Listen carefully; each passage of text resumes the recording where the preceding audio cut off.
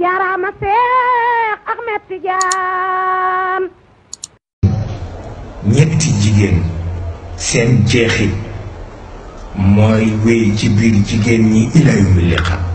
jigéen ju ñuy wax Fatima bintu Rasul, jigéen ju ñuy wax Sayyidatuna Aïcha, dégg nga, ak jigéen ju ñuy wax Sayyidatuna Umu Salama. ñoom ñett bu jigéen ñi jariñoo seen mbir rekk yépp dafay baax. ndax Sayyidatuna Umu Salama dem na ba poussé yàlla mu organiser jigéen ñi seen autonomie te parce que taxul wante dafa xam dëgg te dëgg gi ci crise la ko jële ndax dafa taxaw ak yonent bi di waxtaan ak moom waxtaan bu yiw ba yëg ci xolam ni kii may waxtaanal ndeke mooy sama jëkkër.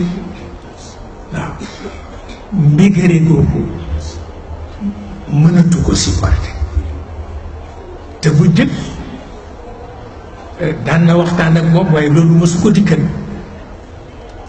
muy waxtaan ak yonent bi ba mujj mu xam ni ki muy waxtaan ak mooy jëkkëram. xam nga mbégare googu ëpp na fi mu ko yëgee noonu rek si na Aïcha ak si giseen ko yonent bi ñu ko fa teg ànd ak si na Aïcha teg dem yoon.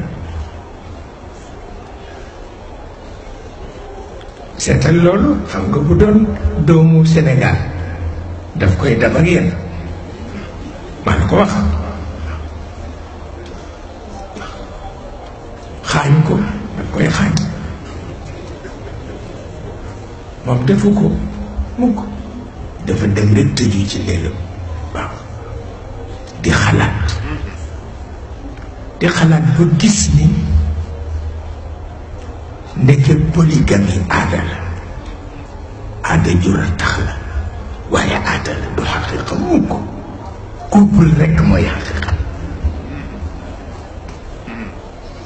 mu jàpp loolu waxitam ni Sayyidatuna Aïcha cofeel gi ko yonent bi sopp bu ñu ko dimbalewul mu géré ko na mu waree l'islam bi dana tas.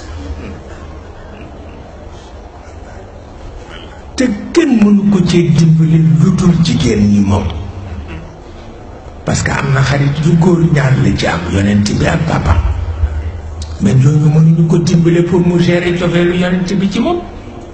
moom nag mu ni dana ko dimbale ba ñu gérer ko lu ko mooy àdduna dana tukki. ndax lii yonent bi def léegi bu ko keneen defoon dinañu ko jam. mu nekk di ko liggéey nag di jege si Aïcha xam ne amul xarit bu jigéen te jigéen bu ne soxla nga xarit bu jigéen surtout boo dee sëy bu la dul yàqal. bu la dul yàqal.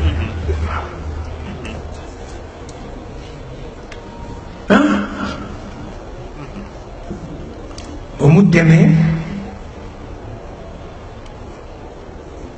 mu topp ko bañ ko bañ ba kenn xamul tawfiq bu ko ci borom bi defal.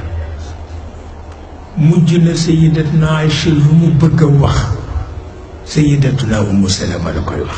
seetal loolu mujj Sayyidatuna Umu Salama ma ngay mooñe ci biir néegu Sayyidatuna Aïcha. tan bu yonent bi déggee ni ñoom ñaar ñu nga fa rek foog mu ñëw ndax ñaari jabar yu déggoo jëkkër daf leen di ragal. maa la ko wax waaw. moo tax bu ñu weetee rek mu ñëw benn bés mu ñëw rek Sayyidatuna Umu Salama takk wax rek ni alquran dox ñu suñu àq. loolu kenn mësu ko dégg. yonent bi xamatul lu muy wax mu ŋaan yàlla gaawantu ni nañ ko wallu nañu wallu Umu Salama nañ ko wallu nañu organiser jigéen ñi seen autonomie ca la ñu wàccee innal muslimina wal muslimat wal muminina wal muminat lu ñu jox góor ñu jox ko jigéen seetal loolu mais bañ ci jógee yonent bi ni buñ ko organisé wul àdduna tukki xamal ni yëf yi yombul mais itam foog nga topp ko boo ko toppul doo mën a organiser sa bopp te ku sa baatin dimbalewul sa baatir du la dimbale loolu mooy li ci ne yonent bi nag ni nañ leen organiser moo gën ba looloo tax mujj wax ni néeg bu sëy ñaari lal rekk a fa jekk lal bi ku jigéen kii tëdd bu liggéeyee ba sonn lal bu ku góor kii tëdd bu liggéeyee ba sonn waaye tuddul la ca des bi waaw tudd ko nga dal di gis nag ni tëraay yu bànneex bopp li Maodo ni wes la waaye du njëkk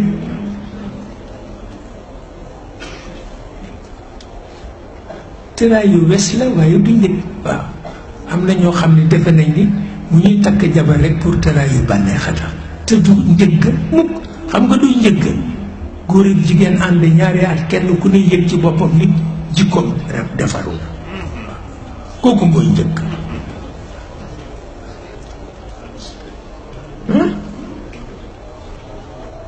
kooku mooy njëkk waaye li ci des am ca doom ak tëraay tëdd moom tëraay yu bànneex yépp wes la ci de moom doo ko wax xam nga moom il est comme ça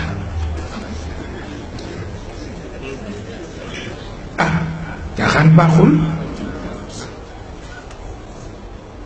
moom daal ñaari lal la wax nee na bu lalu ñetteel amee rek iblis a cay tëdd waxul iblis ci boppam daf lay ñëwee ne tànt bu ci tëdd te àndul ak sagoom iblis utilise ko bàjjen bu ci tëdd te àndul ak sagoom iblis utilise ko xarit bu ca tëdd te àndul ak sagoom iblis utilise ko moo tax couple dañ leen di may jàmm ma wax la ko waaw dañ leen di may jàmm waaw